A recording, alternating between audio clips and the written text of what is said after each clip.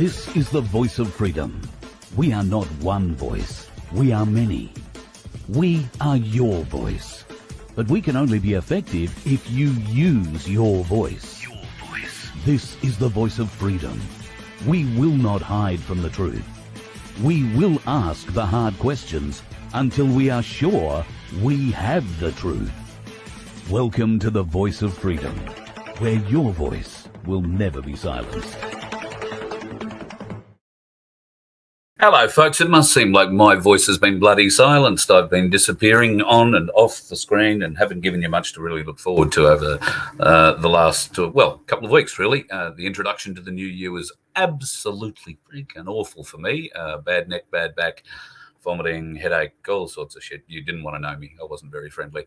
But that part of me has improved a bit. I've been heavily involved in some meetings in the last couple of days, pardon me, down on the Gold Coast and other places, meeting people, trying to discuss a way forward, trying to find a way forward where all the different groups can find common ground and go ahead. I know obviously quite a lot of us are aware of the bullshit going down at the moment in the freedom fighter movement.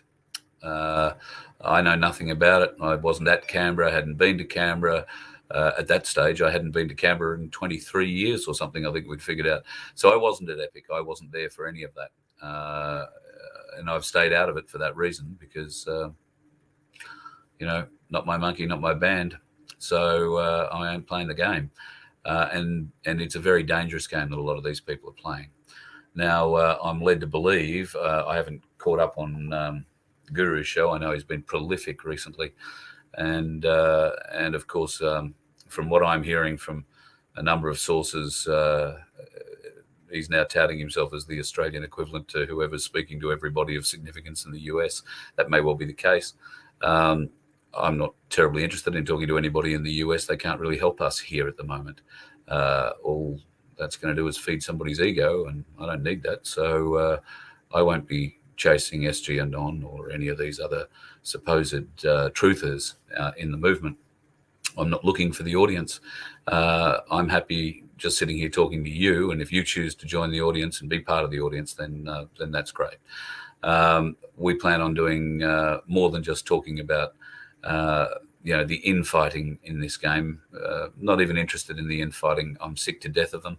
I'm sick to death of all the infighting, the bitchiness, the carry-on that's gone on in between these desperate groups. The sooner they realize they are a fractured group, the better we will all be. And I've spent the day today, particularly this afternoon, sitting with John Wilson. We've had some fantastic conversations, and it's going to lead to something significant. John is not a man driven by ego in any way, shape or form, and he has a great plan. We're going to bring that plan to you over the coming weeks and months. And of course, what we're going to do with the Voice of Freedom is hit the road and bring you something a little bit special. It's quite a privilege to be allowed to bring you what we will bring you on the road. In TV terms, it's very significant. It's essentially a mobile television station, and the good thing about this television station is it's yours. You don't have to worry about mainstream TV or whatever paid TV you happen to subscribe to. The Voice of Freedom's TV channel is your channel. We will tell the people's truths. We will ask the people's questions, and we will get the people the answers they require. That requires you buying into it. You've got to be part of all of this. Otherwise, there's no point in us being on the road. If you don't want us on the road, that'll be pretty clear. You'll stop asking us to come. But at the moment, there are a lot of people who want us to hit the road, come to their town, and tell them about a great many things, including my place. Now, last year, Darren Bergwerf set my place up in Victoria. A spectacular success, I think, is the way that we would judge it at this point, particularly Frankston. But the whole movement itself is amazing. Darren's going to join us very shortly. He was in and now he's dropped out. So hopefully he'll be able to log back in again shortly. We're going to talk about the success of my place and why it is being successful and why your town, your place needs to have a My Place. And that's what, in part, Voice of Freedom will do next year. We will endeavour to travel to all the places that set up a My Place, and we will set up a big network through that, a My Place network. Now, there are plans going forward that we will help propagate a TV channel, for the want of a better term. It is not going to be terrestrial TV. Nobody's going to hand over their transmitter to me and allow content that I make or any of the other people in this field make up through their transmitter, not until there's a huge regime change. But I can create an online channel for you, and I can not propagate that with all me, because I'm not about that. Sure, there'll be a bit for me, but there will be bits for other people who are worthy of having the people's ear. And this obviously is a channel that will have to earn your trust. So I plan on propagating the channel with people you can trust, people you trust already, and are not afraid to answer questions or be transparent when required. And, obviously we want transparency all the time. I'm very happy to be part of that, and I am very pleased to tell you that by demonstrating and leading from the front, so is this man, Darren Bergwerf. Happy New Year, brother. Great to see you. You're looking fit. You're looking even a little tanned, may I say, for a Victorian in midwinter. Oh, the camera must be doing something that I'm not seeing in where I'm looking, but that's all good. Happy New Year, Carl. How are you? Good, mate. Yep, very good. Didn't start the new year out the way I'd planned with neck and back issues that knocked me around for 6 a bit. But anyway, maybe that was God's way of just saying you need to have a rest for a minute and try and get your head together, even though I was swearing at my head a lot because it was aching a fair bit. But got that out of the way. And this week I've been pretty busy with a number of different meetings, some of which were pertaining to a great deal of interest for My Place. So I guess the first question I have for you regarding My Place, I think when we left you just prior to Christmas, and I can't imagine there's been too much go on over the Christmas New Year period, but maybe in the last week or so, have we hit 60 My Places around Australia yet? Would be fairly close, but not quite, about 58, I think. Great. We've had a few just started in the last week. Phillip Island started over the holidays. They got 70 people have joined. My Place. Yeah, so anyone, My Place, Phillip Island is up and running. Get on board and join that group, and that's going to be. I think that'll be a really popular one because I do too. Yeah, the island's got quite a few residents. Only a 20-minute drive across the island, so we've got San Remo, Kilcunda, Granville, all those places that are very close to Phillip Island. We also got My Place Manham in South Australia started now. Hey, awesome job. Yeah, and today we got up My Place Nimbin. Wow. And, of course, we've got My Place Byron Bay, which is kicking goals as well. They're getting a lot of – they've nearly cracked 200 already. So the growth's starting to come through, and we've got a lot more people that we're talking with over the next week. We'll probably have another 4 or 5. That's bloody spectacular, mate. Bloody spectacular. Okay, so a couple of things. My Place Nimbin, that's going to be a show and a half. I don't know whether we should invite Guru. We may never see him again. But My Place Nimbin, that's going to be awesome. And I'll have friends up in that area who I know are in vans and whatnot, camping in the hills. So that'll be great to see a few of those folks there. And Alex in Byron. So now he's been pretty persuasive. He's very keen to get you up to Byron. Now, I'm trying to figure a time frame where I can join you for this, right? So the issue that we have at the moment, folks, is we have been granted, by the grace of God and a benefactor, some very powerful TV equipment. There is no point in me rolling that out when I don't know how to use it properly, and the Galactic Larrikins don't know how to use it properly. So I'm waiting to get enough fuel in the tank to get me down to Canberra so I can spend a week in Canberra with the boys. We can set this gear up, we can make it sing, and then we will be ready to take our live shows on the road. The first of those live shows, I can tell you, will be Michelle in the Blue Mountains at Binnaburra. That's a great new My Place there. And I saw the pictures on Facebook the other night. She'd set the place up complete with the carved sign out the front and everything. It just looks absolutely amazing. So Michelle, rock chick baby, we are coming your way. Then we're going to go and do a little something from the donkey sanctuary, which I've been promising people to turn to give them a little bit more knowledge of. That's not going to be a live audience thing. We don't want to scare the donkeys, but we will give you a bit of information about that. And then I was thinking we'll come back up to Byron. Now, if we can time that so that it's around the time you're going to come up, I was going to offer you a ride back to Victoria with me via a couple of shows, maybe Tamworth, Dubbo, West Wyalong, somewhere around the the central west of New South Wales, the high northwest of New South Wales, and Albury Wodonga, I believe, is getting a My Place up and going. Maybe we could end up there. I can drop you back home. I can't remember now whether it was Wodonga or Wangaratta, but one of those we've already got started. I think it's Wodonga. Yeah. Okay. Cool. So if you're up for depends on the date. I'm booked into the comedy club at the Magistrates Court in Frankston on the 3rd of February. Okay. So I've got front row seats on the 3rd of Feb, and then the 15th of March I've got another one. So it'll have to be somewhere working around that. Yeah, all right. Well, you and I will get our heads together on that and see if we can't put it together. I think it'll be a hell of a trip if we can actually get you into a couple of these new My Places on the way down too, and then from there we'll come back into Melbourne. There's a couple of new places. I've got to go to the Yarra Valley and go and check that out. Do you want to explain the whole Peter Hitchener thing, the thing that's going on with the Frankston City Council at the moment? You've got into it. Are we keeping that a bit close to our chest? No, not at all. Not at all. Let's look. We're looking for as much publicity as we can on every issue against the Frankston Corporate Council.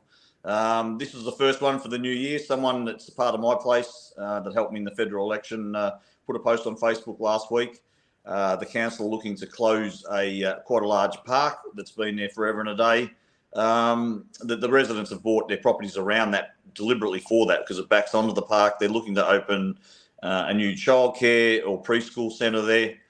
So there was a bit of an outcry. We all jumped on board. I got behind it with all the My Place crew and the Frankston People's Council. We got up there Saturday morning. We must have had probably 150 people turned up. We got 20 new members signed up to the Frankston People's Council. And we had the Herald Sun photographer there, took some photos, published it online Sunday night. And then it was Channel 9 were there on Monday, and did a full spiel, nearly a 2-minute clip. Peter Hitchener basically giving Frankston Council a bit of a roast. So I think it's going to become very popular for the mainstream media for public interest stories around Frankston because we're going to be wheeling them out whenever we get a chance. We're going to be getting them down there, and it's going to paint Frankston City Council in a pretty ordinary light, I think. Yeah. So you keep calling it the Frankston Corporate Council. There is a reason behind that. Would you suggest that people who may have issue with their local council delve a little deeper into who runs and actually owns that council? Well, that's a mission. That's like chasing the Holy Grail. I started doing some research because I've got a draw up an affidavit for my court case, and I've got a lot of stuff to lodge, and it's getting more and more every day against these people, and it's very, very dodgy how this is all set up. The Frankston City Council is actually just a name. The ABN that they put on their rates notice is actually registered to another business, which is the Frankston Safe Boat Harbour. Now, we're trying to find out who owns that or what corporate structure owns the Frankston Safe Boat Harbour, with little avail at the moment. But there is certainly a lot of very little transparency of how this structure is set up. It's certainly not a constitutional council that we all believe that we are under.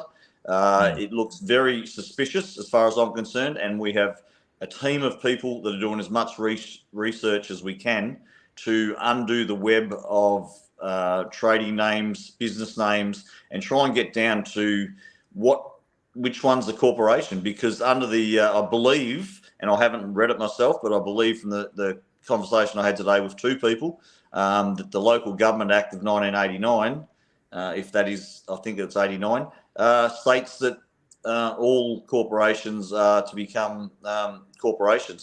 They're supposed to be all corporations. I've just had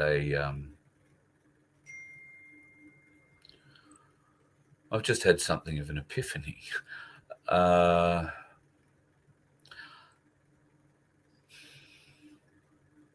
right, I'm going to be 100% honest about this.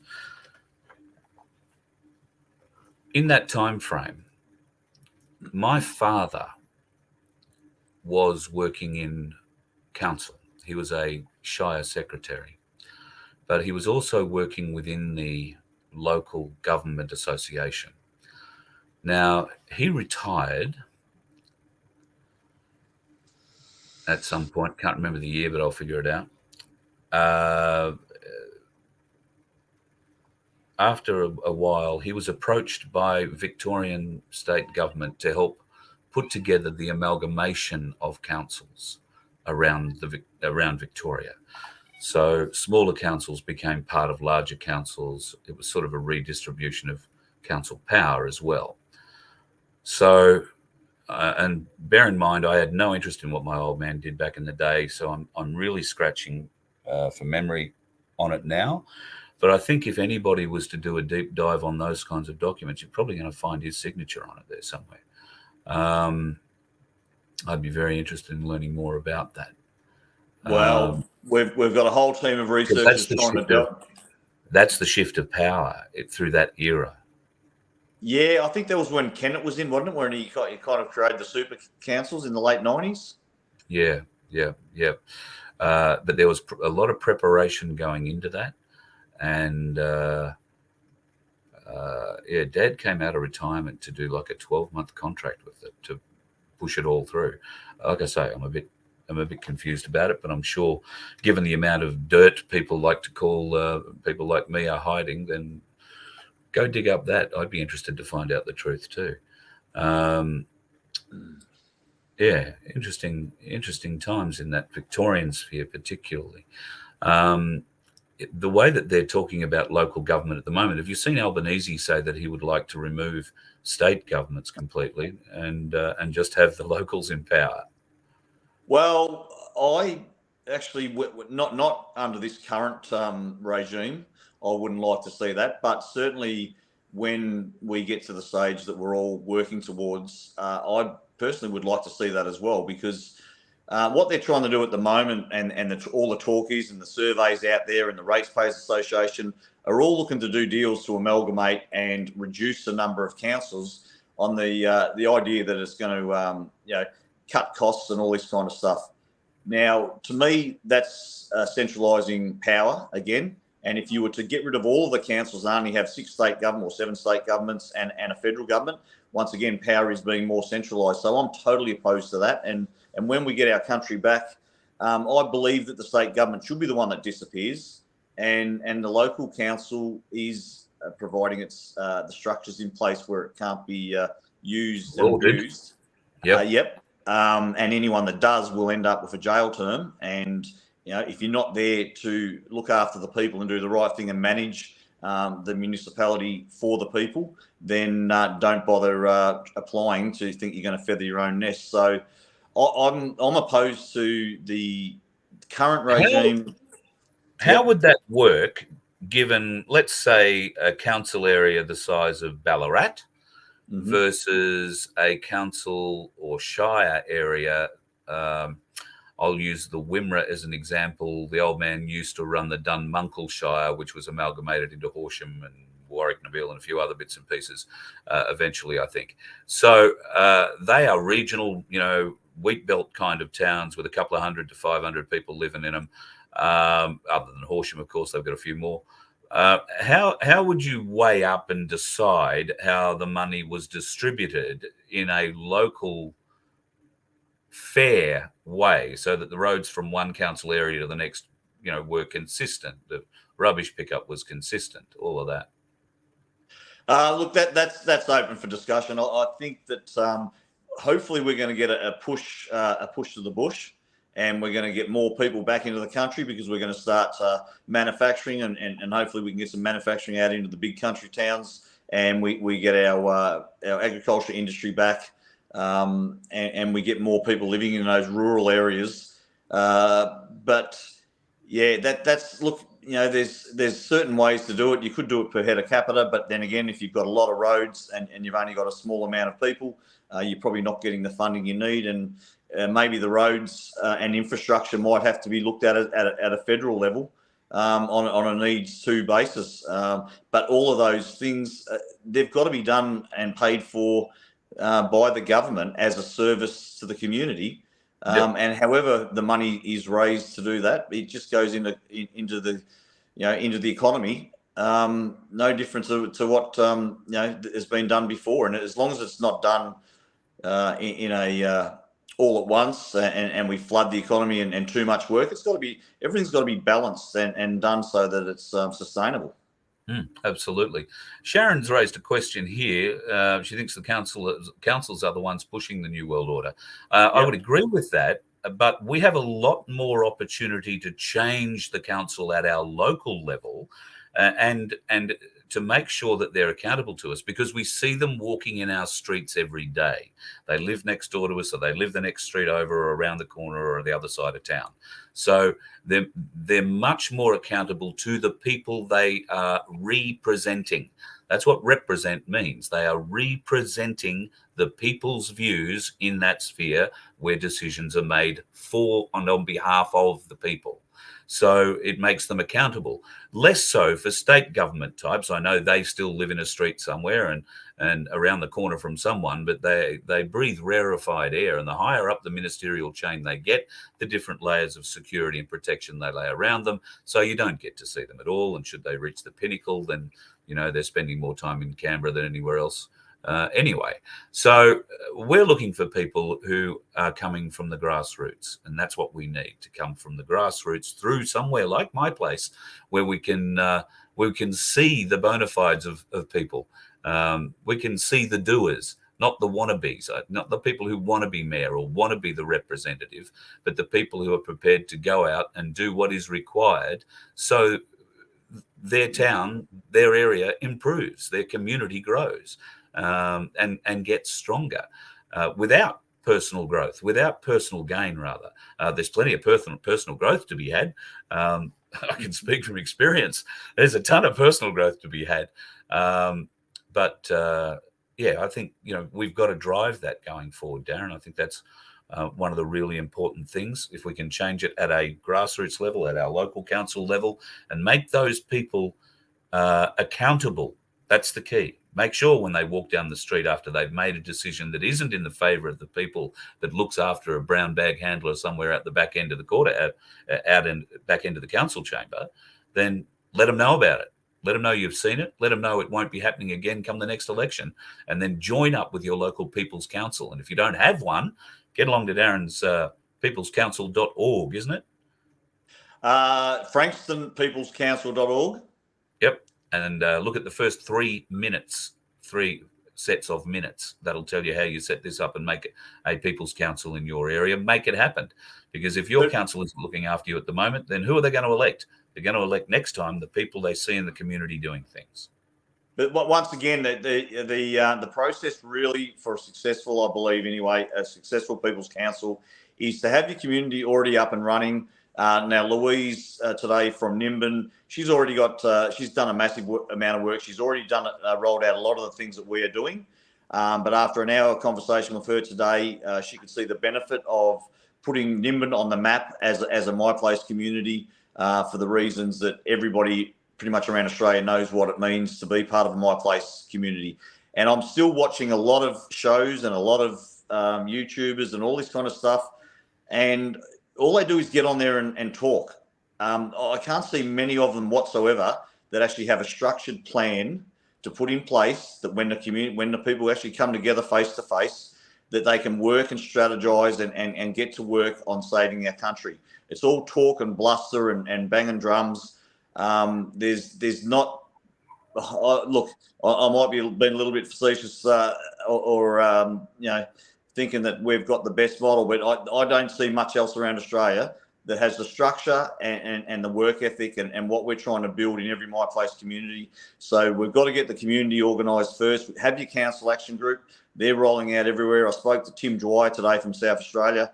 He emailed me a document now that we can all fill out, and as far as surveillance, because there are surveillance laws, and all your councils and all these cameras that are up everywhere, these surveillance laws are being broken. They're not allowed to record and keep us going about our private business. So, and that's just a very simplistic comment. I haven't read the legislation or know in it. Just for the conversation I had, we now have a template that people can fill out and send off to their council or Vic Roads or whoever it is that owns those cameras that are on all the traffic lights. We need to find out, and is basically non-consent.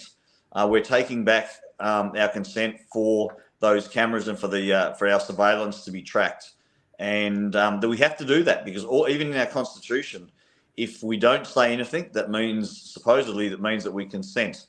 So it's about time we had our voice heard, and there's lots of people getting documents together that we can all very easily use. It takes 5 minutes to fill out, and we can have our voice heard. What more can I do with the Voice of Freedom to try and help grow this, do you think, this year? Mate, just what we're doing tonight, just get, this is what all kicked it off. What kicked it off last year really was from pretty much South Morang to Frankston, and the 3 shows we did, and a couple just before that really, got to a lot of people. So if we can keep getting together like this, and every town you get into and any contacts that you come across that might be interested in rolling this out, we've been talking about this blueprint for quite a while. We had a meeting with Alistair, and we went to the Sunbury meeting the other week, and then Monday night we're at the Greensboro, my place, for their meeting. They've got a really well structured group. They've got 500 people already in 2 months since they started early November. Yeah. Awesome. Yeah, so it really is. We're gonna get more information to people. We're still trying to build our structures so we can accommodate the growth. We're not really pushing growth at the moment because we're still playing catch up.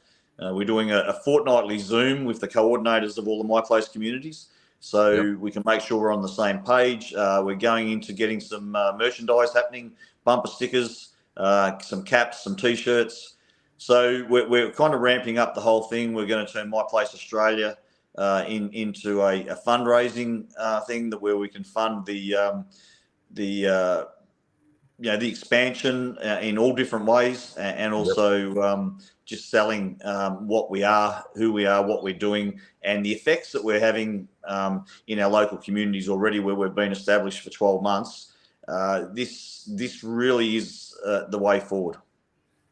I agree. Has to be the way forward. And if you think about it, folks, you've heard tonight that Phillip Island has started up. Now, I'm not going to dump it on the folks at Phillip Island just yet, but can you imagine that having a My Place membership in your town and being able to, if you're a motorcycle fan and you make the annual trek down the island on your bike every year, how nice would it be knowing that you've got a My Place to go to that may even have a little bit of camping land around it, away from the track, that isn't going to cost you a fortune.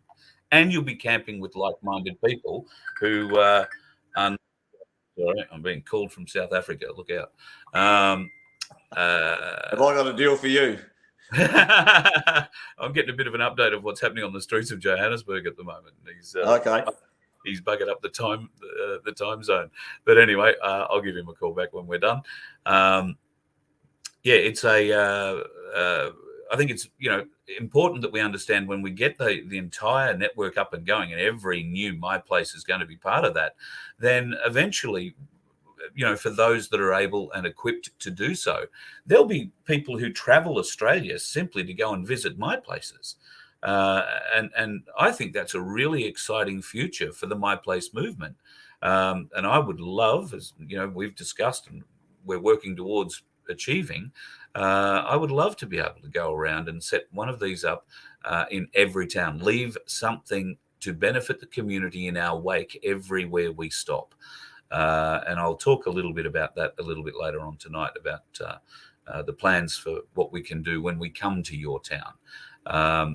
Obviously, memberships are one thing we're calling for at the moment. Darren, you've been part of the conversation about memberships and trying to get us on the road and funding it. You've obviously got your own funding issues to confront. You've got, as you say, a couple of comedy club court appointments coming up fairly soon. That costs money, and you have been funding My Place out of your own pocket since the get-go. So we need to be able to come up with a model where we can help generate some money into the movement to help generate better products, better services, and all up more My Places, which will be, I believe, the beginnings of the community of the future. I think we can do that, and the more people behind us, the better.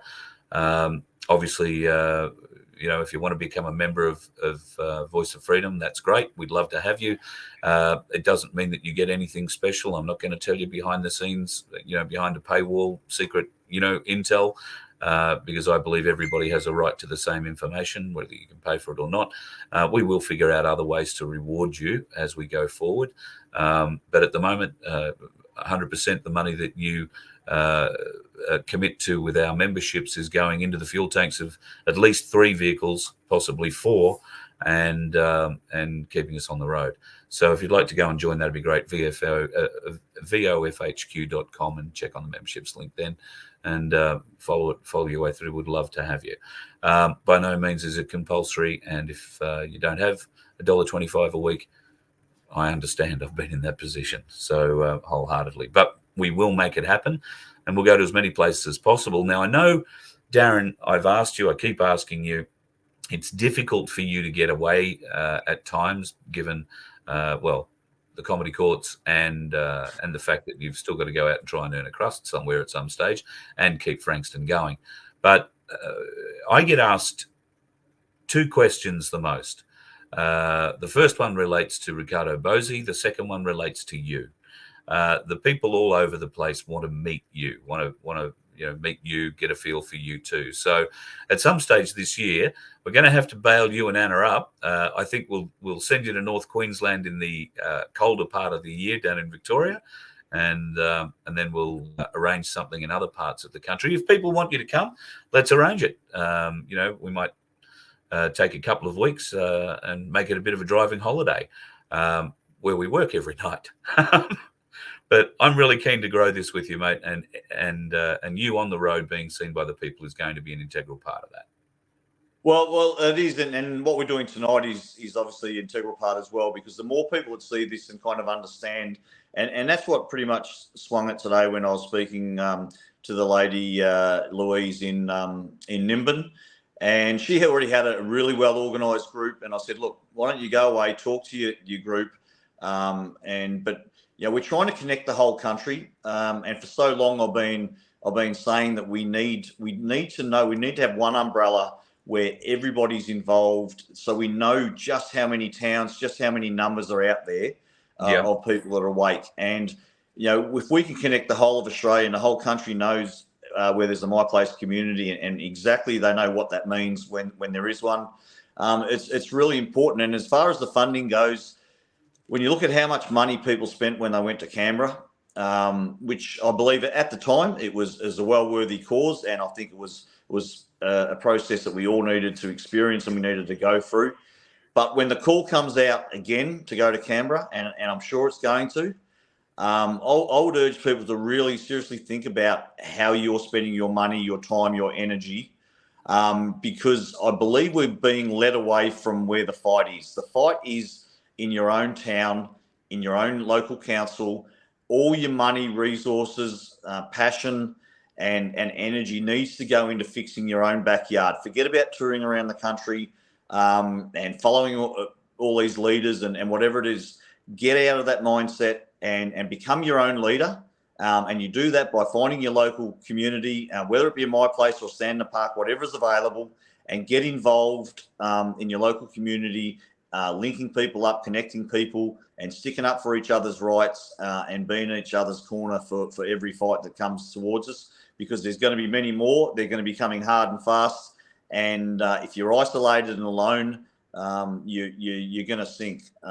So we need to all come together. And I think another jaunt to Canberra is really, in my opinion, now I may be proven wrong, but in my opinion, it is not where we should be expending our energy and our finances. I've got to say at this juncture, I think I'd probably agree with you. I know John Wilson very much supports that idea. There were 1 million, well, there were more than 1 million. There were more than enough, as the way John would put it, in Canberra last year. And what happened? They got fractured. They got told to go back and come back on another date. Even the people who told them to come back on another date didn't go back on that date. So what does that tell you about the movement? Well, it tells you that if you're going to get 1 million or more people to turn up in Canberra again, then next time you better be prepared to stay and not listen to the divisive elements that are put into the movement, that split the movement, that divide the movement. If you want to call it fracturing, what happened in Canberra with the various little groups that came to the head, and I could name them, but you all know who they are. What happened was they vertically fractured the freedom movement into all these little segments. And that let everybody go off and go and do their own different things. There wasn't one decision made in Canberra by the people. There wasn't anything laid down on paper that 200,000, much less 1 million people all put their hands up and said, "I," when asked the question. There was none of that. There was only division, and that was by design. Have a look at the people who did that and question them. Question the motives and what you've seen since. We are looking for something completely different than that. And we need to grow, learn, and fight our way towards that, and we will all be much better. Sorry, Darren, I probably got off on a bit of a tangent. I apologise for getting off the topic a bit, but it's important that people recognise Canberra for what it was. Canberra was a wonderful opportunity lost by design from people who vertically fractured the freedom movement, who poleaxed it, and are still trying to do that today. Now, I've tried very hard not to be a divisive point in the movement. In fact, it's the one rule I try to stick to. I do not want to be divisive. Division gets us nowhere. I want to be a unifying factor. John Wilson wants to be a unifying factor. I think, Darren, you are a unifying factor and want to continue that, certainly statewide. Let's make it nationwide, because seriously, man, you are Prime Minister material going forward. And there are many more like you. We need to find those people. We need to find the clear-headed, clear-thinking, reasonable people who aren't going to be caught up in ego, who aren't caught up in how many subscribers they can get or how many viewers they can pinch off another YouTuber. There is only one focus of the Voice of Freedom, that is the people. What the people want. Now, at the moment, the people are asking a lot of questions and some have an idea of what they want. But is it a unified idea? Is there a clear example or goal? No, there's not. But there will be very soon. And John Wilson and I will hopefully bring you up to speed a little bit more on that, and would love to have you as part of it. A very clear movement, singularly dedicated to the people and our freedom going forward. But remember, folks, freedom means, well, what? How do you define freedom? There are many people who think, being free is able to get on a plane and go across the other side of the country and see the grandkids. Hello, Hoodie. Is that what freedom means to you? Just being able to go down the pub with your mates and have a beer? Well, if that's what you think freedom is, you're a long way off. Freedom is much, much bigger than that. Might be much, much more than many people realize. So really start thinking about it. And one day soon, we're going to have a talk about the word democracy. People throw that around a great deal too. Democracy, when you actually learn a bit about it, is maybe not what it's cracked up to be. So that's all just some of the stuff I've been researching recently, and I will be talking about in the not too distant future. I am well off the track now, Darren. I am very sorry. No, that's all right, because you're on the track with the stuff that happened in Canberra, and is still happening, because it was very obvious. Childish bullshit is what it is. There's a lot of money that's gone missing. There's a lot of money that's gone missing, but are the people going to get their money back? No. To me, that's a side issue, really. It's what it is to me is it's the people that don't dig deep enough or understand the complexities of what's going on with the people that they're following, right? And we were calling out, Palmer, Kelly, and all the people who are linked to that that thing, and Kelly's little love nest that he took Hoodie and Cossack and all these people into his office and signed this bullshit agreement. I mean, it was so easy to see who the controlled opposition were back then. It's still so easy to see it now.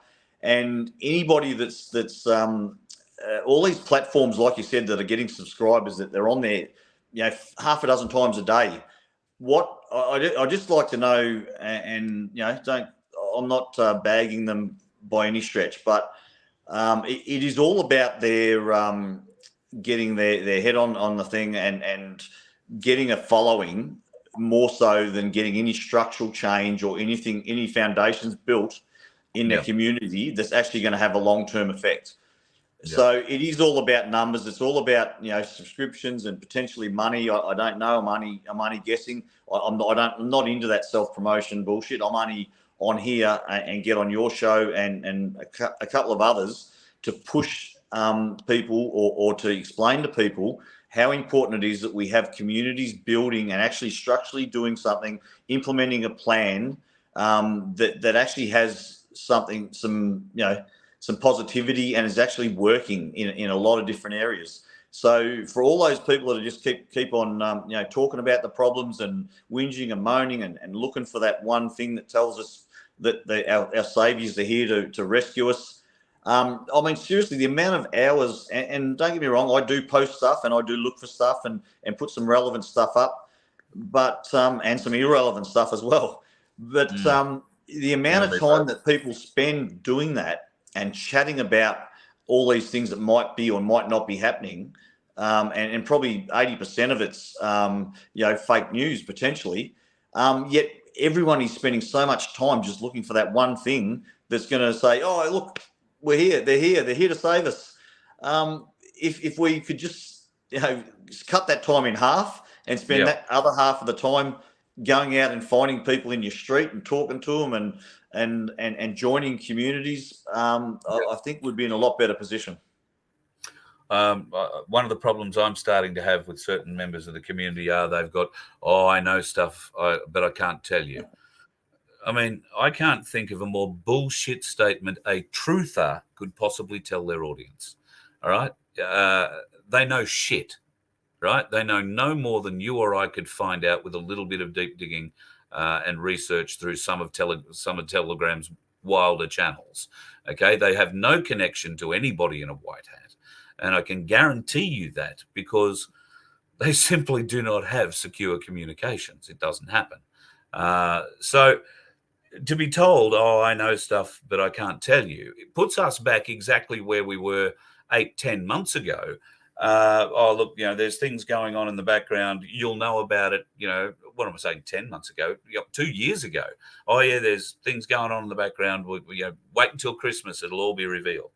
And then, no, wait until next Christmas. It'll all be revealed. Now we've had that Christmas. We've had the new year. We've had the new Congress. We've had all these triggers. And we are still sitting here arguing about what happened in Canberra last year. The people are still fractured. There is no unification. And it's exactly what these evil bastards want. Whereas at my place, you are unified. You find all the same people reading the same book. You may not be on the same page as them. You might be a bit ahead. You might be a bit behind.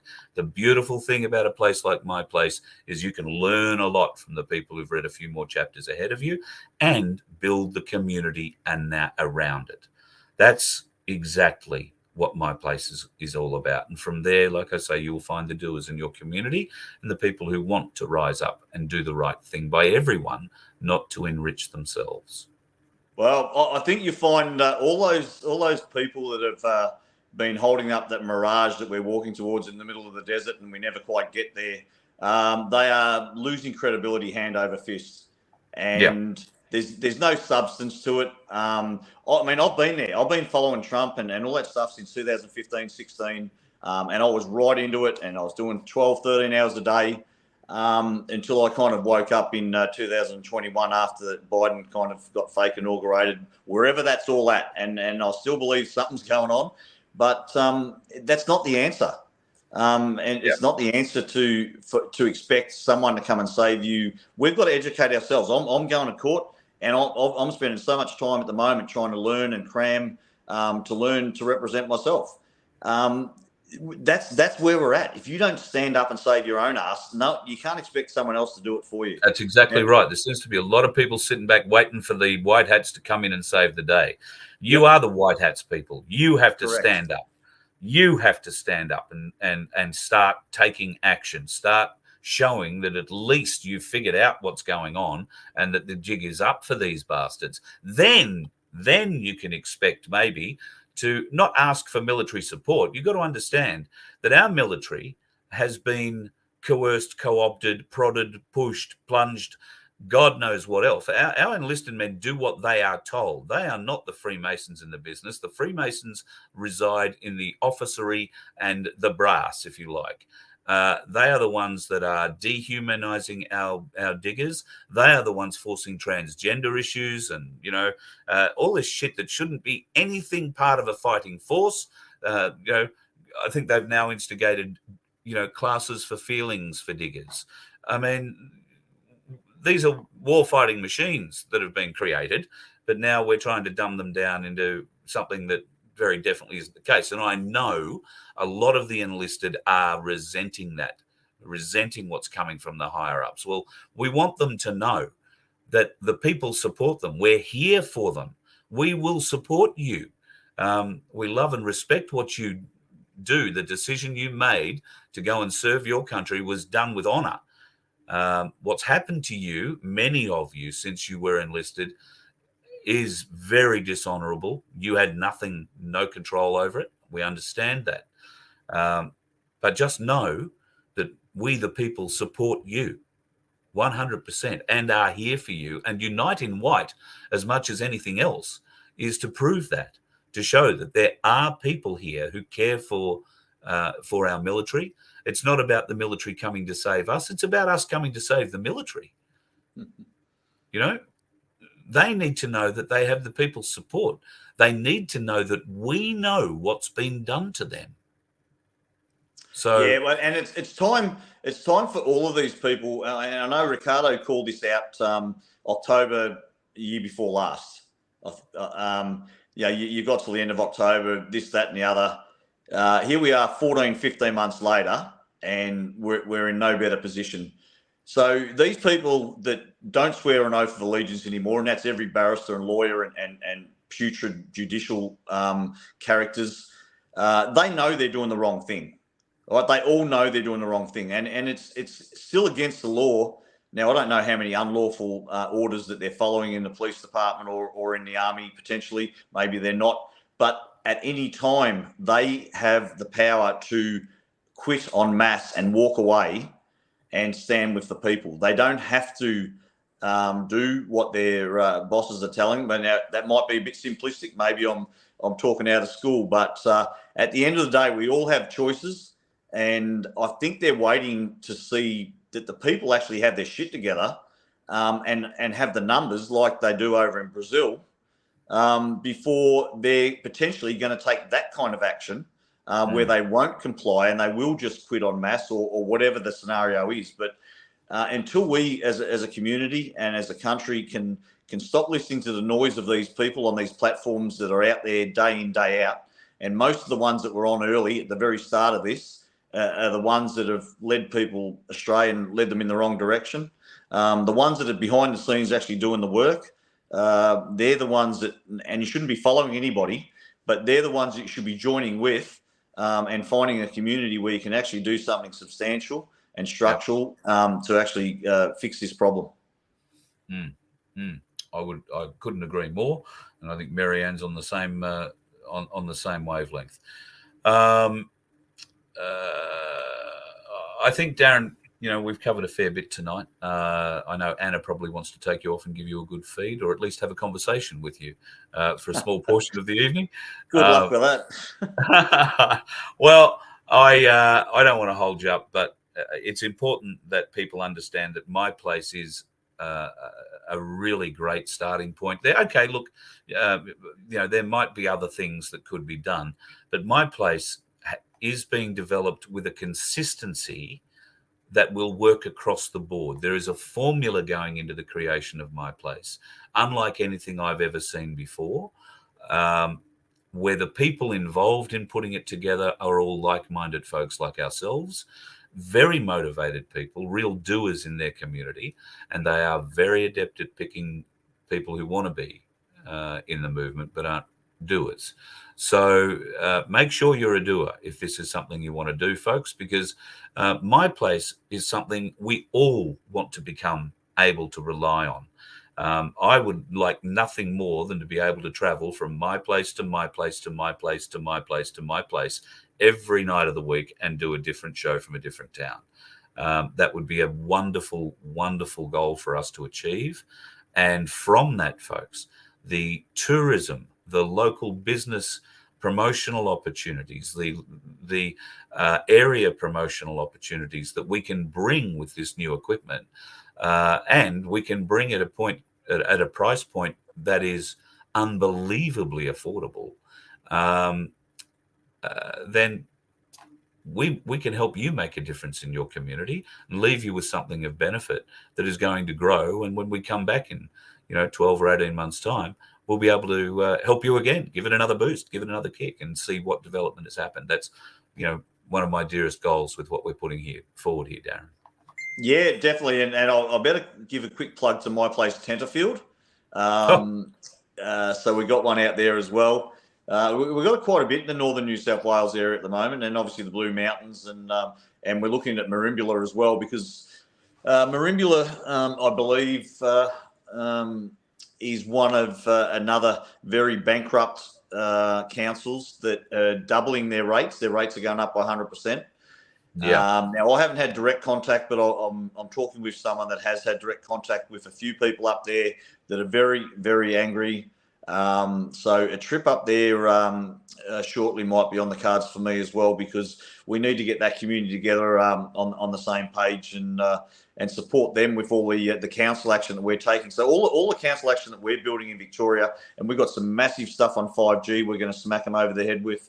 We've also got the smart city stuff that we're collating, that they're just rolling out the UN agenda. What the hell are Australian local councils rolling out a United Nations agenda for? We're looking at the structures of how these councils are set up, and they're not very transparent. And all this information stuff that the public need to be aware of. And if that means letter drops and all that stuff when we find this information, just so they start to get the idea that these councils are looking, it doesn't pass the pub test, that just gets the mind starting to wander and understand when more things come up, that they'll put two and two together, hopefully. But all of this stuff is very important, that every single community gets and starts to do some research on their local council, because this is where we're going to win this fight. Yep, 100%. Mate, thanks for joining me tonight. Look forward to catching up again soon, hopefully in person. We will discuss your imminent dates for Byron. I've got to go to Canberra, get the gear. We'll be doing live shows, learning the gear, no doubt, over a couple of days. And then we're going to head back up, like I say, Blue Mountains first, and then maybe the Donkey Sanctuary, because it is just the cutest place on earth, and then head to Byron. But whatever it's got to be, we'll aim to be there in Byron with you. And then we'll have a talk and see whether or not you can spend a couple of days with us driving back, and we'll do a couple of shows on the way. Yeah, awesome. I might even be able to do a live stream from the magistrate's business office in Frankston. Certainly not the court. You couldn't even call it a fucking court. They're a business, and they're gaining money by deception and in my opinion, fraud on the Australian people. And the quicker and the more people we wake up to the ruse that it is, the better. I couldn't agree more, mate. Could not agree more. All right, I'll let you go. Have a great night. Say hi to Anna for me, and I'll be in touch real soon. Good on you, Carl. Thanks very much, and have a good the rest of your show, mate. And thanks to all the viewers out there. And I hope you really get on board and start to bring more people to the idea that My Place communities are the way and the structure that we need to build to save this country. Yep. Thank you, brother. Have a great one. Thanks, Say mate. hi to Anna. Cheers. Cheers. Darren Bergwerf, really a man we can all get behind, folks, and I want to bring him to every state in this country. You need to meet him. He is such a good man, such a driven man, and not driven in any way to aid himself. He is driven entirely to help the people. Just a bloody great man. A bit like Black Sheep, who I see is back in the show tonight and being pretty active. Great to have you on board, buddy. Haven't seen you in a little while, and really appreciate it. Black Sheep is the guy, for folks who don't know, who took me around Tasmania, looked after me in a way that I never expected, and I cannot repay. It was truly one of the greatest weeks and a bit of my life, and in great part entirely due to that man, Black Sheep. So I take my hat off to him, and Happy New Year to you and your folks there, mate. I hope everything's going along pretty well. I've started a couple of comments that came up through here. You like Cossack, but he's just doing a show now. JJ, thank you too for your membership. You said you joined up. I appreciate that. So yeah, the Cossack, I love him to bits. He's made a mistake. He's made a couple of very big mistakes. Tactical errors, we might call them. Currently, nobody knows where he is. Well, okay, some people know where he is. He is alluding to the fact that he's in Russia. He's not. You can be absolutely sure of that. But he has applied for asylum and political asylum with Russia. They are apt to give it to him. It just is a bit of a period of discussions, I suppose, and he is in negotiations via his lawyers with the DPP, I'm sure, talking about these charges that have been laid against him that had his parole revoked. He is meant to be in court on the 25th of January to face a couple of other charges and this new charge that was leveled against him, this assault charge that was leveled against him by the most recent fracas. I believe his end of parole date is the 26th of January. That's my understanding. I might be out of it. I might be fractionally wrong there. Now, at the moment, the only way he would be able to attend his January 25th hearing is if he were to be able to attend via video link. The police are unlikely, or the prosecutors are unlikely to want that. They'll want him to appear in person. Obviously, they will arrest him on site.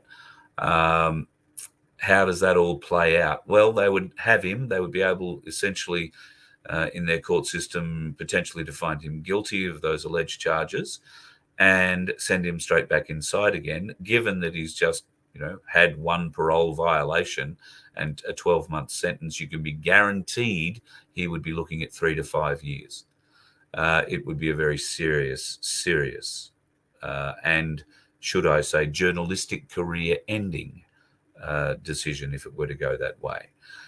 He may well find himself having to leave Australia and go to Russia for the duration of this until it becomes safe for him to come back to the country and not be persecuted by the police. Now, I understand people might also believe that he's due this kind of treatment because of what happened most recently with the protest that he stumbled across in the city and involved himself in. Regardless of whether you feel he brought this on himself or not, there is a clear and very well-defined case of self-defense that he could and will be prosecuting, I'm sure. There are multiple video angles of this, and certainly a very bad look. I couldn't agree with you more. And I think ostensibly what was probably a worse look was the fact that he didn't go to the gentleman's aid after what had happened. But then you need to look at personal security. He was being surrounded at that time by a bunch of baying bloody seagulls who were screaming, ranting, raving, and couldn't get enough vision of him. There were a couple who went to aid the fella on the ground, but by and large, the large posse of protesters didn't go to the aid of the gentleman who required it. They swung around on the Cossack and made sure that we all saw just how bad a human being he was. Bear that in mind. So he has quite a battle on his hands. I think he's made an error of judgment calling himself a journalist. With the greatest of respect, he is not a journalist. He's had no journalistic training whatsoever. So to call himself a journalist is completely incorrect and puts a label on him, a target on him that allows mainstream media and the dark side to manipulate and deal with him in a certain manner. Would they be able to deal with him in the same manner if he'd called himself a comedian? If all those Aussie Cossack videos of him pulling over and embarrassing the shit out of the coppers had have been portrayed as comedy rather than journalism, would he be in the same boat now? Or would he be in a more defendable position now?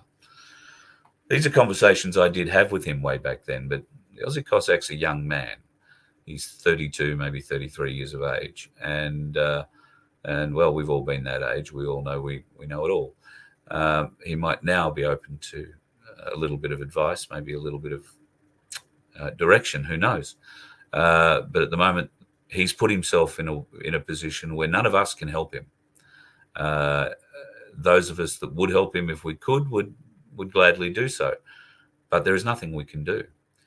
I also think he's in a position now where he may as well be in jail. I can't imagine that he has free roam and he's allowed to walk around acres of open lands or anything like that.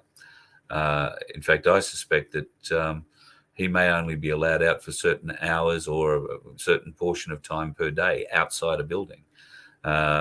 He will be only allowed to go to certain areas of a building.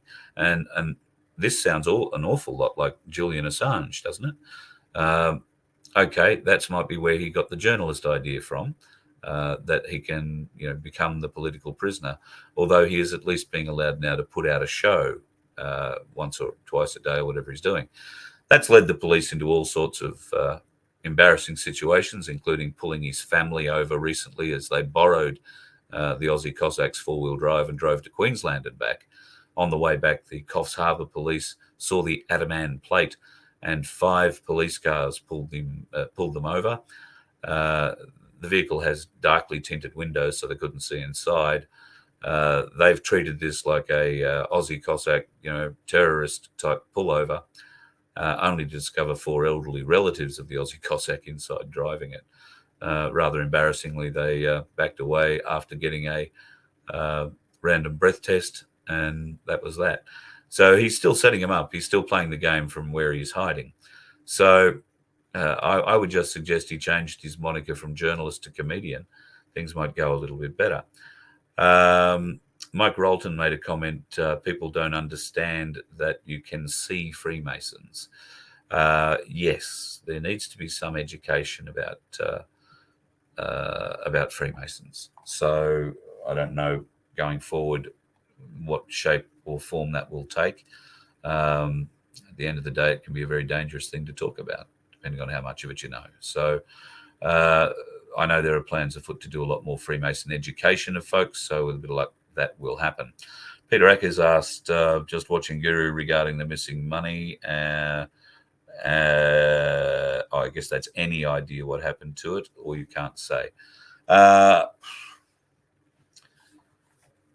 I have a very limited understanding of the process of the money in Canberra, how it was collected, how it was initially set out to be collected.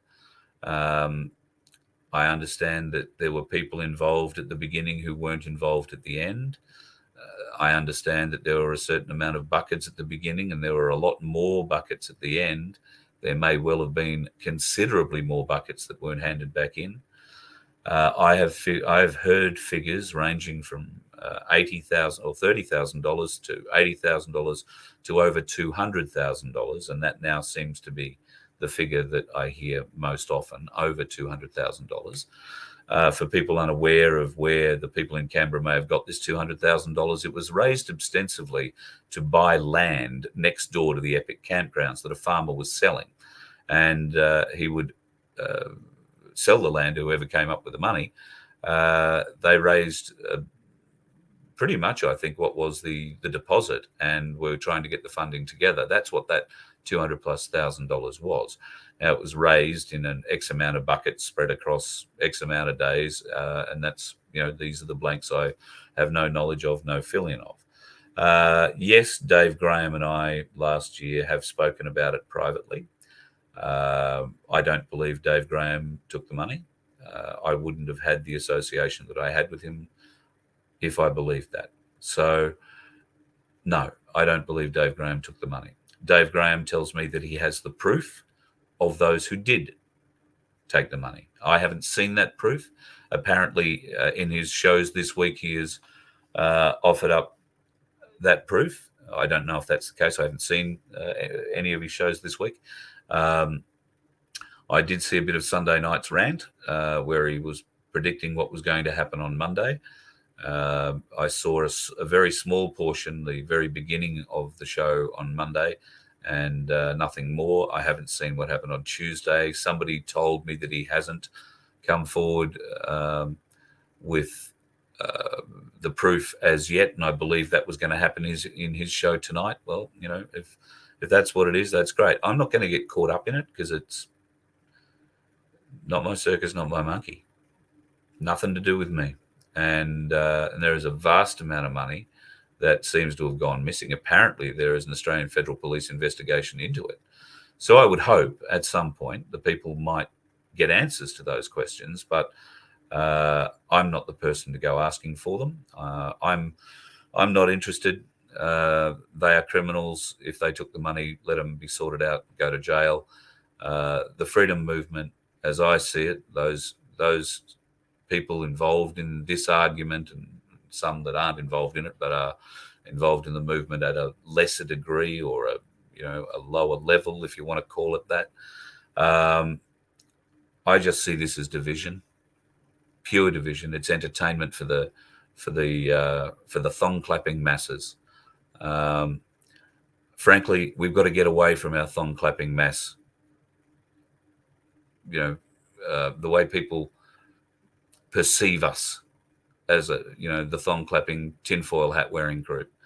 There are many of us in this group who think clearly, use critical thinking, have proof, have access to proof, can speak eloquently, can speak concisely, can speak and pronounce names correctly. There are intelligent people in this group. They do not show themselves in many cases because they don't want to be associated with others in the group who at this point are embarrassing themselves, and certainly not everybody. And I will exclude here explicitly Dan Vincent down in Canberra. Dan conducts himself with honour every time I've spoken to him, and in every interaction I've had with him both on and off the air. I couldn't speak highly enough of Dan. I don't know too many of the other crew in Canberra, but I've been labelled a cooker beside them, and I'm proud to wear that badge. They are doing a service that many of you won't do, are incapable of doing. You couldn't do without your hairdryer. You couldn't do without your daily once, twice, or three times shower. You couldn't do without your beautiful feather down doona on your king size bed. There's plenty of other things that you do for the movement, and we thank you for them. But you need to support the cookers because they are doing a job on behalf of the people that you, and I'll admit me, couldn't do for as long as they've been doing. Show them the respect they deserve. Yes, they are angry at times, and I think they have every right to be, particularly with what they're going through at the moment. The surveillance, the harassment on a daily basis, number of times every day basis. I'm afraid many folks in our group don't have any idea what those fellas go through. And yes, it would be great to go to Canberra and support them, but we might be able to find ways to support them where we don't go to Canberra and just do nothing for a week. Turn it into an entertainment event, turn it into a rock concert, We're not going to do that. Yes, of course, there has to be entertainment. Yes, of course, there has to be time away to discuss the big issues. But if you are going to try and put a rally together and bring another 1 million+ people to Canberra, then all that's going to happen is you're going to see the same vertical dividers trying to rise up and fracture the freedom community again. And because they've already been programmed the first time round, you'll find that those followers will go back and be attracted back to them. And all of a sudden, nothing will be achieved again. Somebody will come out with a great idea. Oh, why don't we come back on the 1st of April? That'll be great. April Fool's Day. And the 1 million people will swallow that, and everybody will fuck off home again and think, what a great job we've done. No. There is no point in going back to Canberra en masse unless we're going to do something about it. Now, we are peace-loving, peaceful-minded people. What can we do? There are things that can be done.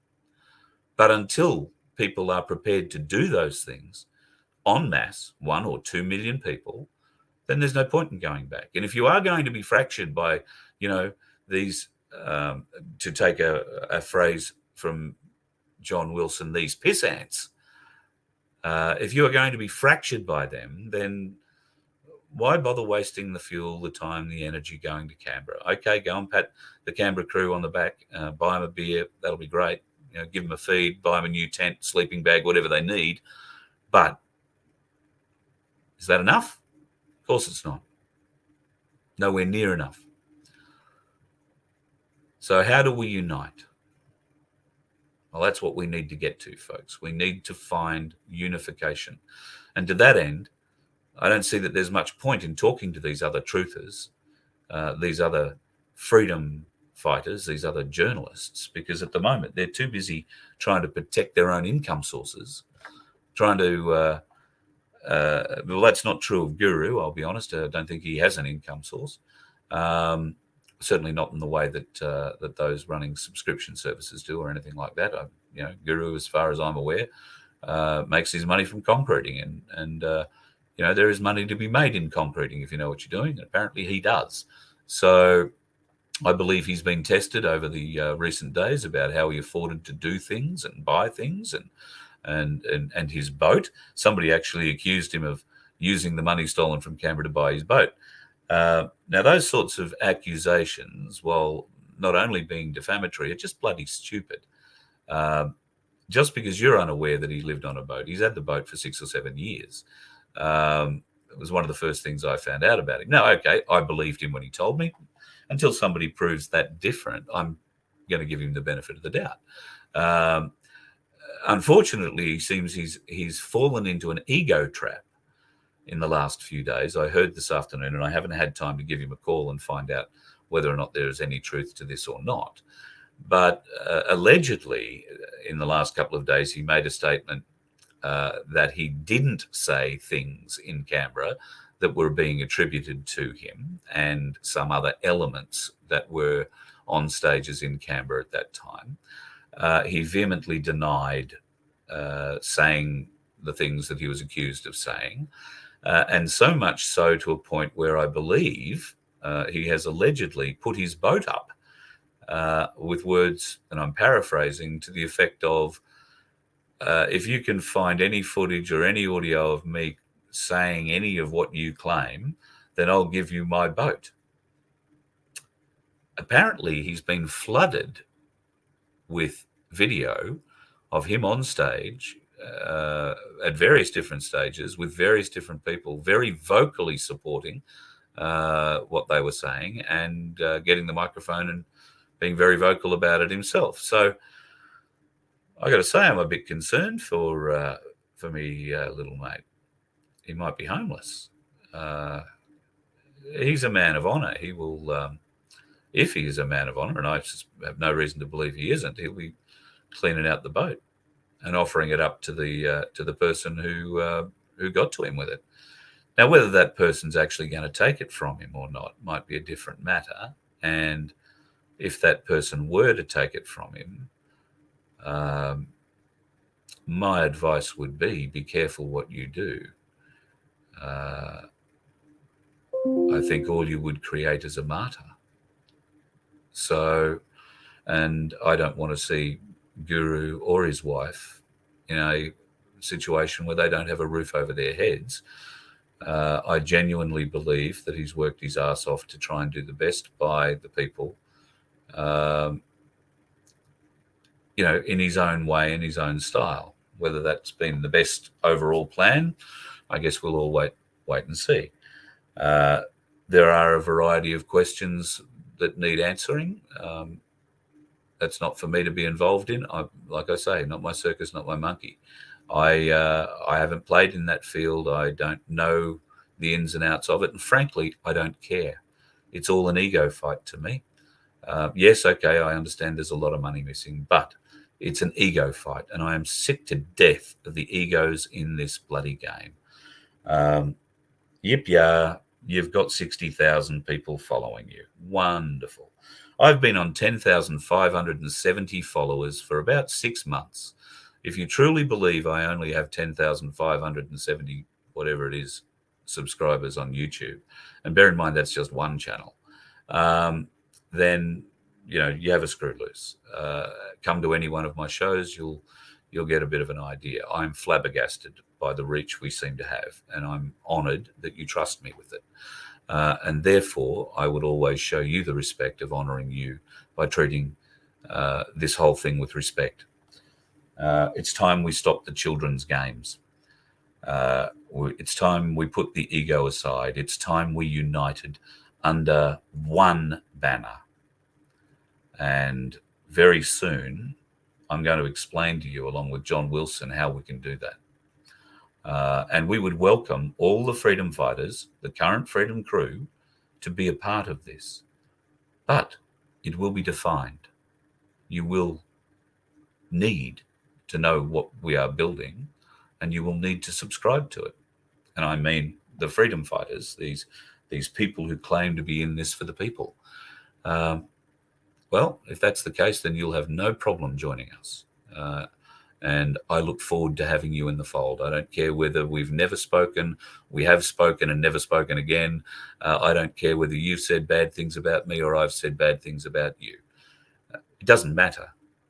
We're going to draw a line in the sand, folks. All the piss ants can piss off. We are for the people, nothing else, not for ourselves, not for our subscriber base. People get really excited about having 10,000 listeners, that kind of thing. I mean, I've worked on radio stations that have hundreds of thousands of breakfast listeners every morning. When you turn on the radio, you're talking to 500,000 or 1 million people. So I don't get too excited about 10,000 or 60,000 listeners or viewers. That doesn't do anything for my ego. When I've got 1 million people, that might do something for my ego, but it'll only be good. Because at the moment, I've done nothing that my ego should be in any way proud of. All I've done is give you a place to raise your voice, have your concerns, and hopefully learn information in a way that isn't sensationalized, isn't bastardized. And I'm more than happy to admit when I'm wrong. Okay, you can prove to me that what I've said is wrong, and you can go back and look through the shows. It's happened. I'm the first one to admit it. I'll fall on the sword 100%. I try and verify everything that I tell you, but occasionally shit sneaks through. That's not because I'm trying to lead you astray. I hope you know that. If you haven't figured out yet that I'm doing this genuinely to try and help us all find a way through this, then you're probably watching the wrong channel. So I really didn't mean to speak about this for quite as long as I have, and I have lost track of what's going on in the chat. So I'll get away from that. Yeah, I see a lot of support for Ricardo Bosi. I'll be sending him an email tonight requesting an interview with him next week. We'll see what happens. I don't know. I do hear through channels that they're very busy at the moment. Mind you, I think everybody who's been associated with the Bosies over the last 2 years know that mantra very well. Oh, yes, we're very busy. We can't talk, or they don't reply at all. So hopefully that isn't the way it's going to be going forward. But I have no control over the Bosies. I have no control over if or when he would come and talk to me. And other than the fact that when we spoke before Christmas, he gave me an undertaking that he would. So I will push forward and make sure that that's what's happening. Now, I want to play you something, folks. This is probably going to get me kicked off YouTube, but I want to play you a little something that I was quite shocked to learn. Now, you may have heard from us that Disney, one of the companies that have been heavily involved in the evil of things for a long time. This popped up today on my Facebook feed, and toward the end of it, you are going to learn something you probably don't know about Mickey Mouse and one of the earliest cartoons. We've watched this cartoon. I remember seeing this cartoon as a child and never realized really what was going on. Or if I did, I've forgotten all about it. So there are two parts to this Disney story, and I'll bring it up here. I'm sorry, I must have, hang on, I've probably got a couple of those up. Let me get rid of those. And let me hit play here and have a listen to this. A Mickey Mouse cup. You have a cup that has stuff written on the inside. A Mickey Mouse cup specifically has Mickey written on the inside. And when you're drinking liquids, you can see the reflection on the surface of the liquid. And the reflection actually says wicked. You think that was premeditated? Yes. You think that's why Walt named his infamous character Mickey? Yes. Did it catch you off guard? No, I had always known in my gully that Mickey was wicked, just filthy. You can actually see Mickey in a factory in one of his episodes where he's making Swiss cheese. And basically what he's doing is there's a conveyor belt and he's taking each one of these blocks of cheese and he's putting it up to his area 1 and poking a hole through the cheese with it. So he's actually going like this to the cheese. And he's making the Swiss. Yeah, he's making holes in the cheese with his mouse. How's that? I mean, what do you say? It's pretty wild. If you know anything about Disney, you'll know about the 33 Club they have there. You might even know a bit about the little girls in yellow dresses. There is a lot of evidence about Disney. If you're certainly surprised about that, there is a heap more of it. There's a couple of other things I'd like to show you tonight. Let me just see if I can find them. In Victoria at the moment, people may not be aware.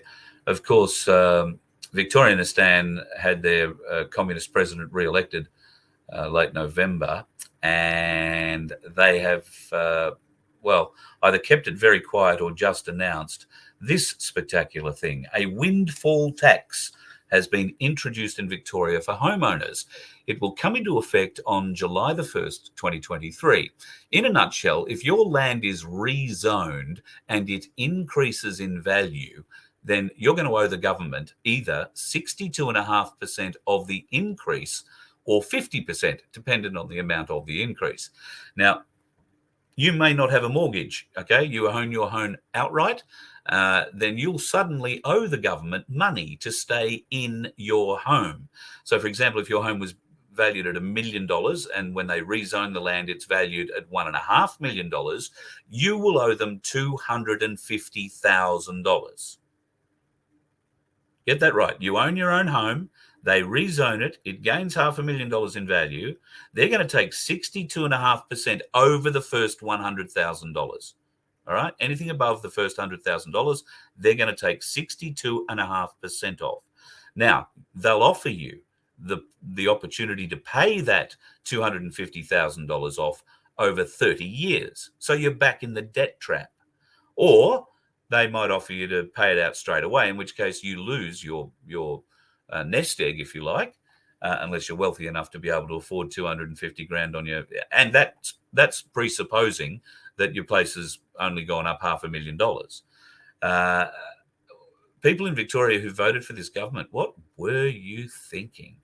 They're going to keep you in a debt trap even after you've got out of the debt trap they're going to throw you back in it. And the way they're going to make that happen is they're going to make sure that your properties are climate change compliant, that you're doing all the best practices for climate change.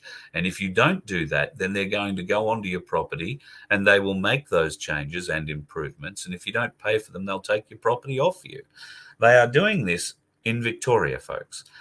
If I were you, I'd be selling my property now and moving somewhere other than Queensland. Queensland's full. But I would be moving anywhere. Get out of Victoria, Stan. My God, this bastard is just insane down there. And what they are doing to you people, I cannot believe.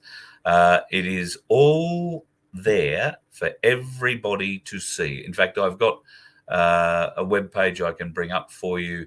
If you want to go and check it out, it's sro.vic.gov.au/windfall-gains-tax.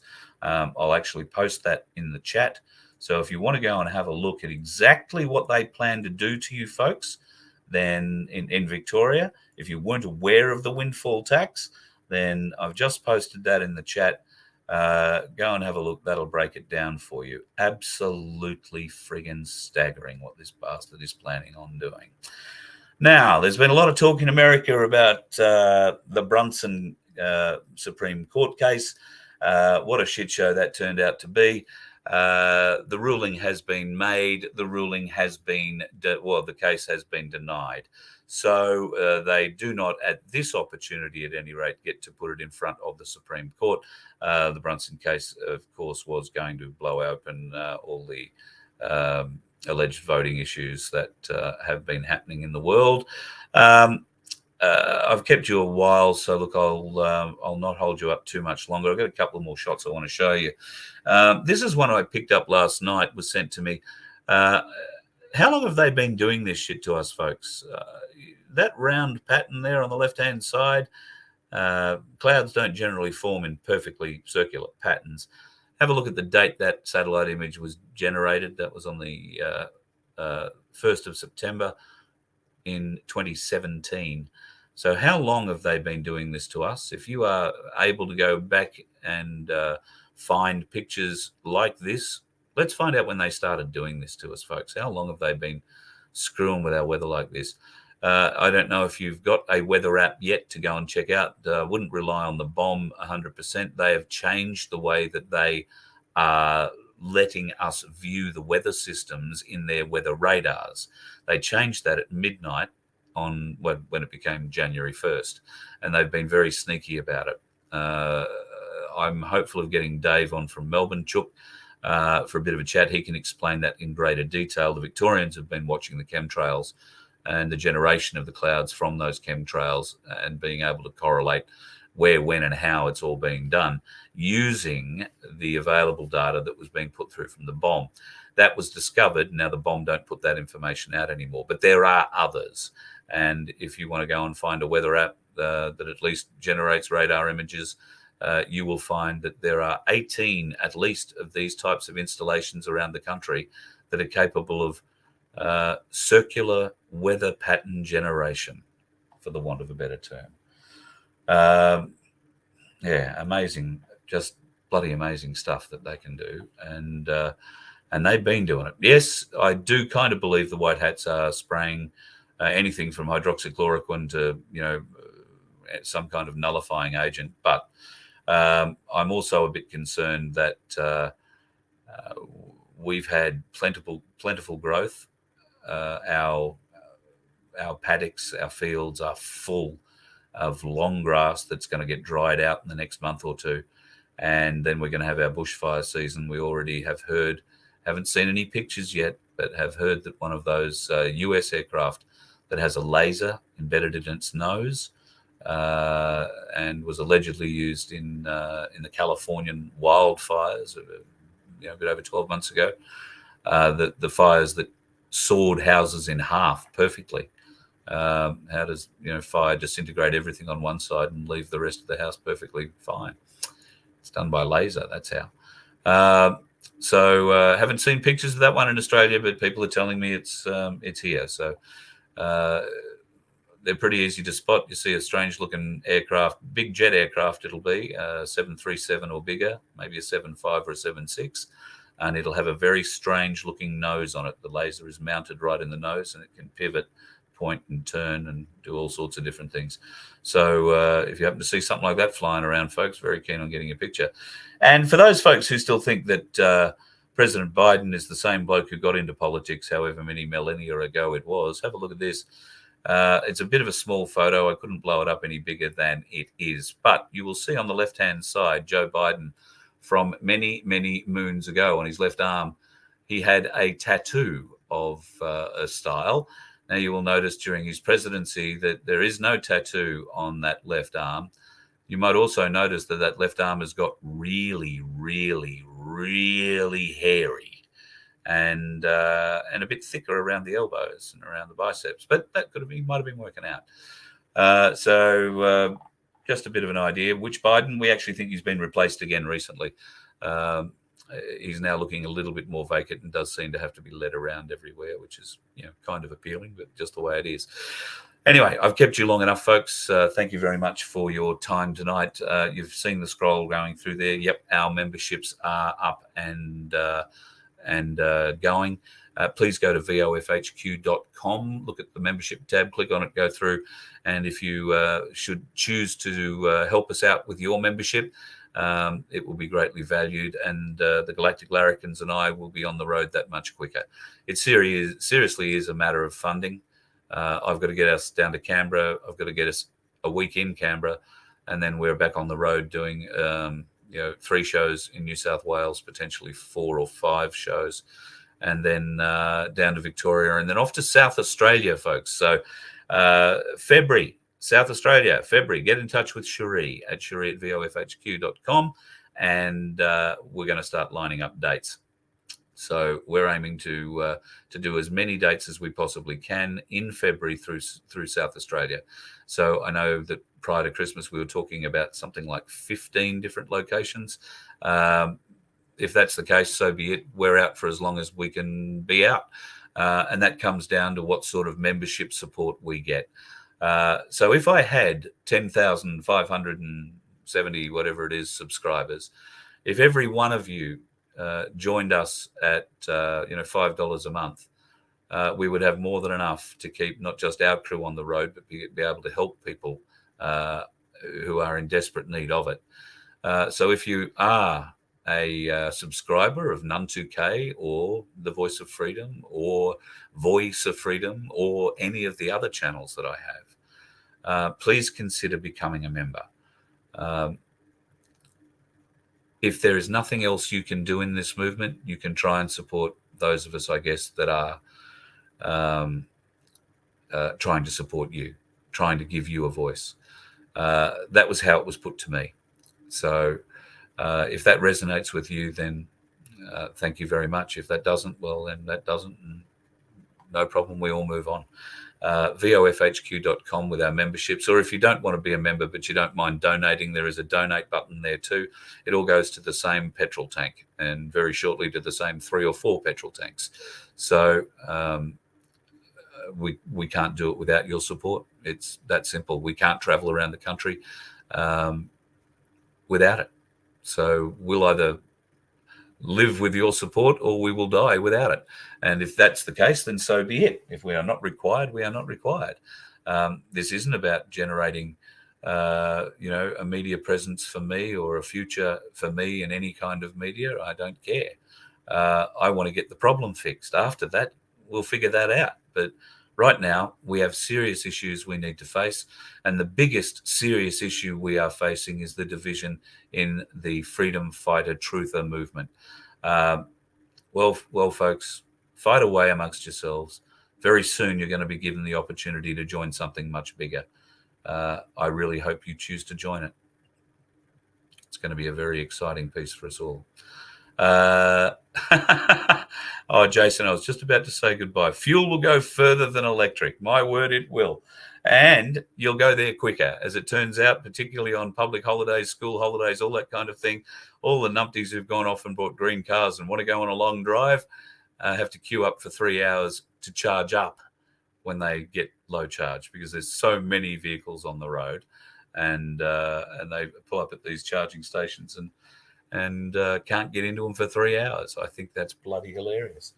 Good luck to you with that. And as soon as an electric vehicle can pull the amount of equipment we need hauled around behind us, be that a caravan or a trailer or whatever the hell it is, then I'll start considering it. But I guarantee you, if you were able to, and you're not, if you were able to put a tow bar on a Tesla, I'd love to see the mileage you get out of pulling something that's got 500 kilos behind it going up a hill. You're really interested to hear about that. Barbara, thank you so much for your sticker. I appreciate every bit of it, and thank you so much. All right, folks, that's enough for me. Chris has been very active. He's obviously missed the fact that he wanted to come in and share some stuff with us. I did send you the link, mate. Maybe it's just not turned up, as many of them don't. So we'll catch up with Chris, though. Well, it might even be Friday night yet, the way we're going. In the last week or so, since Chris and Bob came on the show last Friday night, I must say they've gathered one or two groupies. I say that with the greatest of respect. Chris certainly blew us out of the water with a lot of his information last week. I think, folks, I will make the call right now. This Friday night, the Friday free-for-all will be a Rumble-only Friday free-for-all with Bob, with Chris, and I might get a couple of other people into the mix for that. And we'll go to places you never thought possible.